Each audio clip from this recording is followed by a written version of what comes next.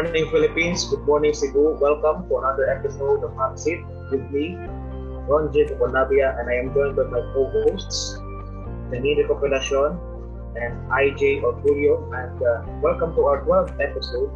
And in this episode, we have our very special guest coming from the Commission of Elections. We will talk about the current voter registration and the preparations of the COMELEC for the upcoming 2022 national elections. Ladies and gentlemen, please welcome Mr. Spokesman, COMELEC Spokesman Director James Jimenez. Good morning po, sir. Good morning, Ron, Janine, and Isaac. Good morning. Good morning po. Kumusta po kayo? Okay naman. Nice man. Long weekend po ngayon eh. My first question po, Director Jimenez, is how did you end up po in COMELEC? How did I end up in COMELEC? In 2000, I was working at the Supreme Court with the court administrator, si Justice Alfredo Binipayo. But he was nominated as chairman of the Commission on Elections, so sinama niya ako. No? And so I joined the Commission on Elections in 2000. And nung hindi siya pinalad, na hindi siya ma-confirm, I left also. I went to the Solicitor General's office. I worked there. And then in 2004, pinabalik na ako nung chairman at the time, si Chairman Abalos, who offered me a directorship. So doon ako napunta sa COMELEC. Okay. Ilang taon na po ba kayo sa agency? So, assuming that we don't count yung 2000 kasi sandali lang naman ako noon, I think about 16 years. No? 16 years. Tagal na rin po kayo, no? Tagal na rin po. Yeah, medyo. So, you are a spokesperson po since you entered COMELEC. Since 2007. 2007. 2007, okay po. So 30 years. Yeah. Curious po ako, how do you handle po the pressure that goes with being a COMELEC spokesperson? Well, most important thing is really remember that, you know, it's a job. When people get mad at you, they're mad at what you represent, not at you personally. I mean, don't take it personally, no? Take the responsibility personally, certainly. No, make sure that everything you say, 100% ka na nakasupport sa sinasabi mo. Pero pag inaaway ka na, again, remember, this is not about you. This is about the job. No? So, when you think of it that way, mas madali siyang i-handle. Paano naman po mga preparations po natin ngayon for 2022 elections? Sa ngayon, ongoing yung preparations natin. For the most part, nagkakaroon tayo ng mga bidding dun sa mga gagamitin nating supplies for the 2022 elections. And at the same time, binubuo natin yung tinatawag nating legal framework. Mm-hmm. Every elections, naglalabas tayo ng maraming resolutions. Itong resolutions na to, ito yung nagbibigay ng pinaka-legal framework para sa elections. They go from election calendar to general instructions ng Board of Election Inspectors to such small things as, say, media accreditation. So this is about 80 resolutions in total. So binubuo namin ngayon yan. And every elections kasi you make a new set. So that's what we're doing now, no? Right now, we're also in the middle of the registration period. So yun yung pinakamatimbang sa nangyayari ngayon. Ito po talaga yung pinakamahirap ngayon because we are still in the pandemic po. Paano po kaya natin ikakandak yung election po? Well, it's difficult now kasi syempre nahihirapan tayo kumilos, no? Like for instance, yung mga registration natin. Kung dati kaya natin mag-handle ng hanggang 10 tao sa isang instance at the COMELEC office. Ngayon, we can only handle maybe 1 or 2 people at the same time. So that makes it complicated. Pagdating naman sa elections, of course, The challenge naman in the elections will be there will be around 61 million voters. And the 61 million voters will have to be accommodated in about 110,000 polling places. Now, these polling places, they usually have around 800 to 1,000 people per polling place. So yun yung biggest challenge mo niyan. Remember, one of the cornerstones of fighting COVID is avoiding the 3 C's. And the 3 C's are close contact, crowded quarters, and enclosed spaces. Yung elections natin is all 3 C's eh. Oo. Close quarters kasi magkakadikit-dikit tayo, crowded spaces kasi maliliit yung classroom, and then enclosed kasi hindi naman tayo outdoor. So that's the big challenge, no? How do we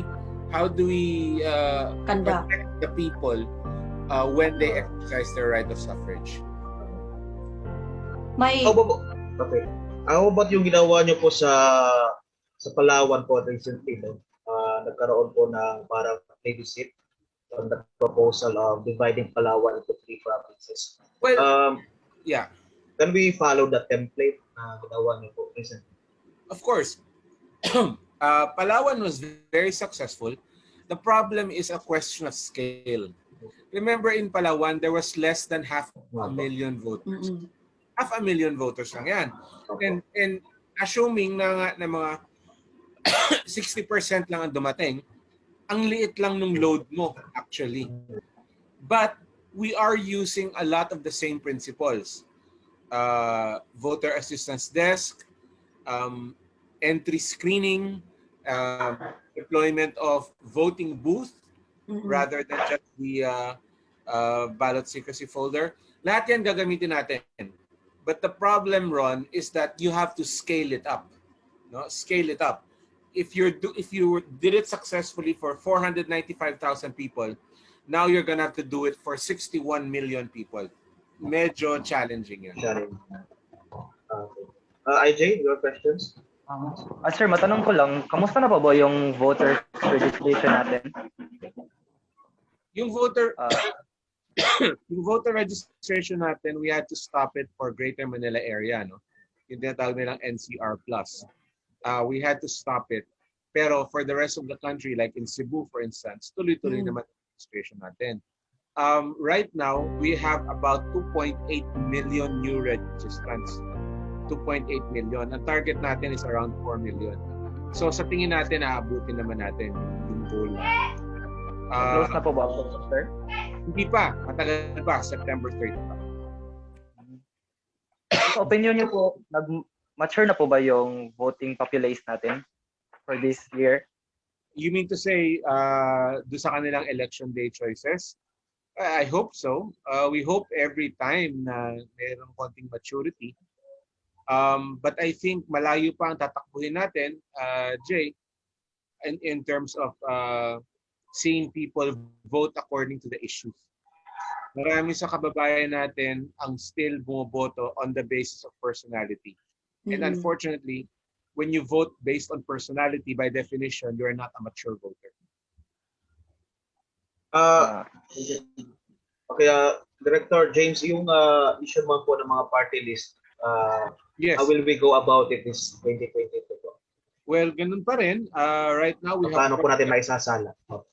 We have more than 121 applicants right now. No, nag-deadline tayo noong March 31. And we're going to apply the rules laid down by the Supreme Court strictly. Now, I know ang inaabangan ng maraming tao yung sinasabi nilang marginalized and underrepresented. I will have to correct the misimpression because hindi exclusive ang party list sa mga marginalized and underrepresented. Much as we would like it to be otherwise, the Supreme Court itself ruled in atong paglaom, yung kaso na yung Supreme Court, atong paglaom, sabi niya, open yan to to all groups, no? Isang grupo, isang kategorya lang ng participants, yung sectoral representatives representing marginalized and underrepresented sectors. Isa lang sila.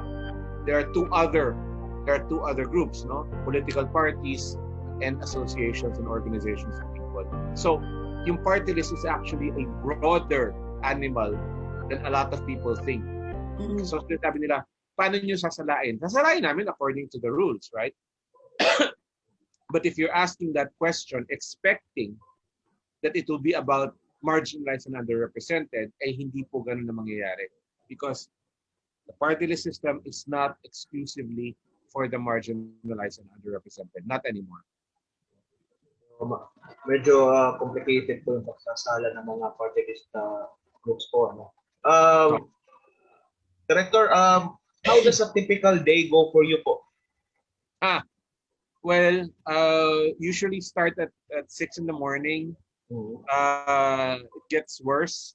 Pag malapit na elections, it starts at usually around 4 in the morning. And then interview, and then meetings in the office. And syempre, yung talagang yung pinaka-advocacy namin, yung mga voter education seminars natin, usually have one per day. Where we have a voter education seminar. Ngayon, because it's all virtual, we're probably going to be able to do a lot more per day. But overall, and if you're speaking of me personally as spokesman, the day ends at around 9 or 10 in the evening when we get phone calls asking questions again from late night talk shows naman sa radyo. Ano naman po kung hindi bilang spokesperson? Like during your day offs? Or meron pa po bang day offs? Walang day off eh. Walang day off.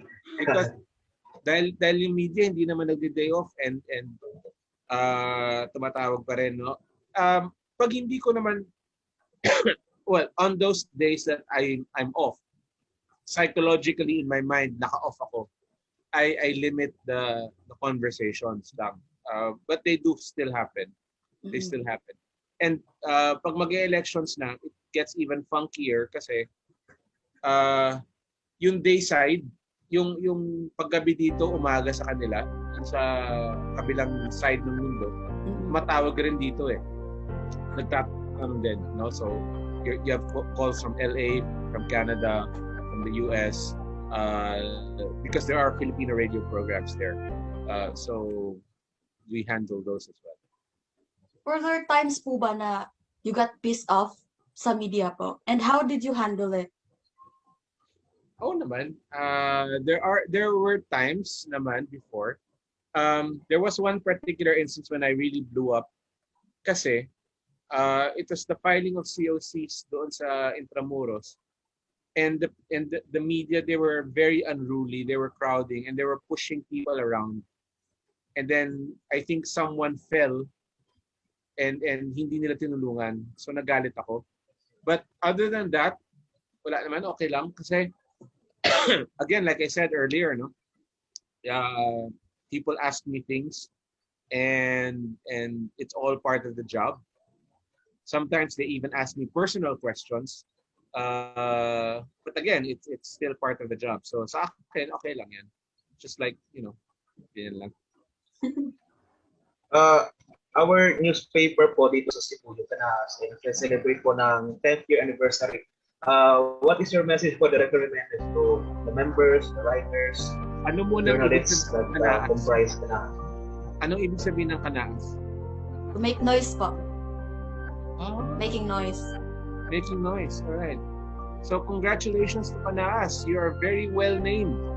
And that's really the function of journalism, is to make noise, to bring attention to the issues, to bring attention to what's important, because sometimes people like me, we forget about what's important. So congratulations to Kanaas for 10 years of doing this. May you have 50 more years and then 100 years after that. So congratulations. Thank you po. Last na lang po. Okay ba? Ano po yung message po ninyo sa mga hindi pa po napaparegister? Araw ng kagitingan ngayon. Araw ng kagitingan ngayon. And if you're looking for a way to become a hero in your own right, please consider registering. Napakahalaga po na magpaparehisto kayo dahil pag nagparehisto kayo, kayo ay nagiging bahagi ng solusyon sa mga problemang hinaharap ng ating bansa. Marami po tayong problema ngayon at ang solusyon po dyan ay yung pamamalakad ng gobyerno at Pag kayo ay nagparehistro, kayo makakaboto. At kung sa boto na yan, madidisenyo ninyo ang gobyerno. Sasabi niyo kung sino magkakaroon ng kapangyarihan at sino yung mga ngalaga sa ating kinabukasan. So wag niyong palalampasin yung pagkakataon na yan, magparehistro po tayo. Last na lang po, Director, may extension po ba yung voter registration? Hanggang right now it's Monday to Thursday from 8 in the morning until 3 p.m. hanggang September 30, 2021. Okay po. All right? Wala na pong extension. Okay. Wala, hanggang September 30 na lang po. Yes, hanggang September 30 na lang. No extension. Okay. Okay. Okay. So that's it. Thank you very much, Director James Jimenez, for gracing our show. For Janine Recopilacion and IG Orgullo, I am Jacob Unabia. Thank you very much for watching. See you on the next episode of Hotseat. Bye-bye.